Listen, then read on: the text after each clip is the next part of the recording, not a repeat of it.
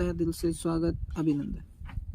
आज हम class 10 science की एंटीबायोटिक डोज में चैप्टर नंबर 14 ऊर्जा के स्रोत पर चर्चा करेंगे और इसके अंदर महत्वपूर्ण क्वेश्चन या महत्वपूर्ण जो चीज़ या पॉइंट बन रहे हैं उनको हम एंटीबायोटिक डोज की तरह अभी इस छोटे से वीडियो के अंदर हम समेटकर आपके सामने प्रस्तुत करेंगे। तो देखते हैं, चलते हैं अपने सीधे वीडियो पर टाइम को वेस्ट किए बिना। पहला पॉइंट है ऊर्जा के परंपरागत स्रोत। इसके अंदर पहला है ताप विद्युत संयंत्र, दूसरा ऊर्जा जल विद्युत संयंत्र, तीसरा पवन ऊर्जा संयंत्र, चौथा जैव मात्रा बायोमास संयंत्र। 4 प्रकार के ऊर्जा के परंपरागत स्रोत हमारी एनसीईआरटी के अंदर दिए हुए हैं, उनके ऊपर हम चर्चा करेंगे। थोड़े विस्तार से इनके ऊपर चर्चा करेंगे। पहला है ताप विद्युत संयंत्र। जीवाश्म ईंधन से उष्मा ऊर्जा उत्पन्न होती है। जो जीवाश्म ईंधन होते हैं उनसे हमारे को कौन सी ऊर्जा मिलती है? उष्मा ऊर्जा मिलती है।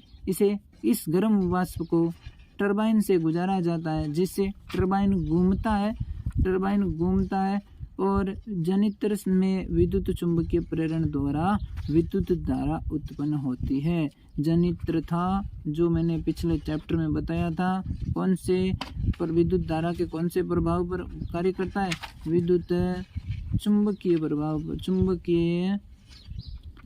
प्रेरण पर कार्य करता है। कौन सा प्रभाव? विद्युत चुंबकीय प्रेरण पर जनित्र कार्य करता है। देखते हैं आगे। राजस्थान में विद्युत संयंत्र बरसिंहसर बीकानेर के अंदर है। ताप विद्युत अधिकांशतया कोयले व पेट्रोल से बनाई जाती है। ताप विद्युत अधिकांशतः किससे बनाई जाती है? कोयले और पेट्रोल से बनाई जाती है। हमारा सेकंड बिंदु क्या है? सेकंड बिंदु जल विद्युत संयंत्र। बहते पानी को बांध बनाकर रोककर उसमें उपस्थित गतिज ऊर्जा को स्थितिज ऊर्जा में बदला जाता है। पानी बह रहा है, इसके सामने एक बांध बना दिया। पानी जब बह रहा है तो उसके अंदर कौन सी ऊर्जा है? गतिज ऊर्जा। और जब पानी को रोक दिया गया, एक जगह स्थिर कर दिया गया, तो उसके अंदर कौन सी ऊर्जा है? स्थितिज ऊर्जा है। बांध के पानी को टरबाइन पर गिराया जाता है। बड़े बड़े बांध बना दिए जाते हैं और उसके बाद ऊपर से पानी को टरबाइन पर गिराया जाता है, जिससे टरबाइन क्या होता है? टरबाइन घूमता है और जनित्र का आर्मेचर विद्युत चुंबकीय प्रेरण द्वारा धारा उत्पन्न करता है। जनित्र का जो आर्मेचर होता है विद्युत चुंबकीय प्रेरण द्वारा धारा उत्पन्न करता है। जल विद्युत संयंत्र ऊर्जा का नवीकरणीय स्रोत है। नवीकरणीय का मतलब है बार बार उपयोग किया जा सकता है। जैसे एक बार बांध बनाया, उसके ऊपर से टरबाइन पर जो जल गिराया, उसके बाद आगे इसी पानी को वापस इकट्ठा करके फिर से बांध बना लिया गया, फिर से यहाँ पर टरबाइन पर गिराया जाता है। तो ये बार बार इसका उपयोग किया जा सकता है। पवन ऊर्जा। आगे है पवन ऊर्जा संयंत्र। पवन ऊर्जा संयंत्र में क्या? पवन या वायु में गतिज ऊर्जा होती है। आप मानते हैं पवन और वायु में कौन सी ऊर्जा होती है? जो चीज़ बह रही है उसके अंदर कौन सी ऊर्जा? गतिज ऊर्जा। तथा पवन द्वारा पंखे और पवन चक्कियाँ घूमती है। इसमें टरबाइन भी घूमता है। इसके अंदर नीचे बड़े बड़े टरबाइन लगे होते हैं। टरबाइन के अंदर जनित्र लगे होते हैं। जनित्र में विद्युत धारा उत्पन्न होती है। टरबाइन घूमेंगे तो जनित्र से विद्युत धारा उत्पन्न होगी। कौन से प्रभाव पर? विद्युत धारा का चुंबकीय प्रेरण के सिद्धांत पर। पवन ऊर्जा का एक नवीकरणीय स्रोत है। पवन ऊर्जा के अंदर कितने भी लगा देते हैं पवन चक्कियाँ, जिससे पवन ऊर्जा उत्पादित होती रहती है।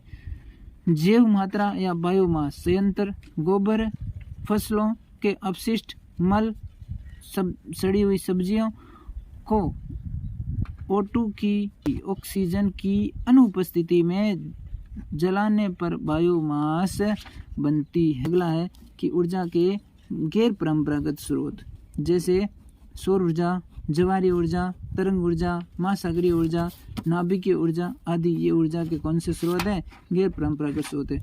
इंपॉर्टेंट पॉइंट है सोलर सेल निर्माण में कौन सी धातु काम में आती है? क्या चीज़ काम में आती है? कौन सा पदार्थ काम में आता है? तो सिलिकॉन का उपयोग किया जाता है।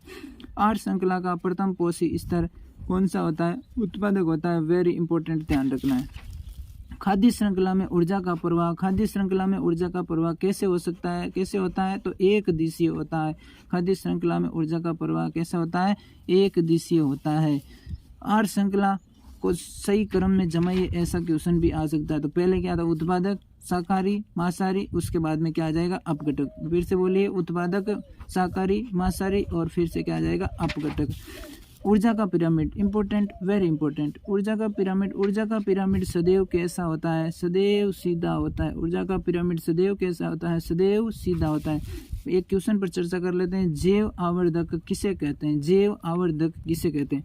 हानिकारक अजैव निम्नीकरणीय रसायनों का खाद्य श्रृंखला में प्रवेश होना और प्रत्येक उच्च स्तर पोषण स्तर पर उत्तरोत्तर सांद्रण बढ़ते जाना जैव आवर्धक कहलाता है। फिर से देख लीजिए, हानिकारक अजैव निम्नीकरणीय रसायनों का खाद्य श्रृंखला में प्रवेश होना और प्रत्येक उच्चतर पोषण स्तर पर उत्तरोत्तर सांद्रण बढ़ते जाना जैव आवर्धन कहलाता है।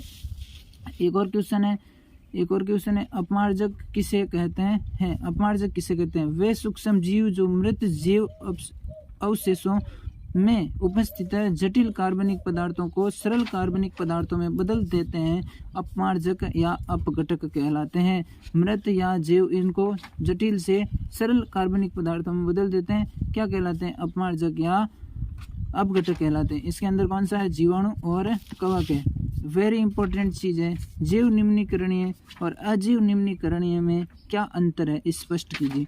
जैव निम्नीकरणीय वे पदार्थ जो जैविक प्रक्रम द्वारा अपघटित होते हैं, जैव निम्नीकरणीय कहलाते हैं। इसके अंदर जैसे सब्जियों के छिलके, पुराने फटे कपड़े, टूटे हुए जूते, ये इसके अंदर आ जाएगी किसमें, जैव निम्नीकरणीय। अजैव निम्नीकरणीय में वे पदार्थ जो जैविक प्रक्रम द्वारा अपघटित नहीं होते हैं, उन्हें अजैव निम्नीकरणीय पदार्थ कहते हैं। जैसे क्या हो जाएगा, प्लास्टिक, धातु, कांच, ये हो जाएगा। यूएनईपी की फुल फॉर्म आपसे पूछ सकते हैं, तो क्या हो जाएगा, संयुक्त राष्ट्र पर्यावरण कार्यक्रम। किसकी फुल फॉर्म, यूएनईपी एक संस्था है, इसकी फुल फॉर्म है संयुक्त राष्ट्र पर्यावरण कार्यक्रम। सीएफसी की फुल फॉर्म पूछ सकते हैं, क्लोरोफ्लोरोकार्बन, और ये काम आती है रेफ्रिजरेटरों में, रेफ्रिजरेटर। अगले वीडियो में इसी प्रकार के एंटीबायोटिक डोज के साथ, और आपका ये चैप्टर नंबर 14 ऊर्जा के स्रोत यहाँ से कंप्लीट होता है। इससे बाहर कुछ भी नहीं है, इतना पढ़ लीजिए, आपके लिए पर्याप्त है, बहुत है।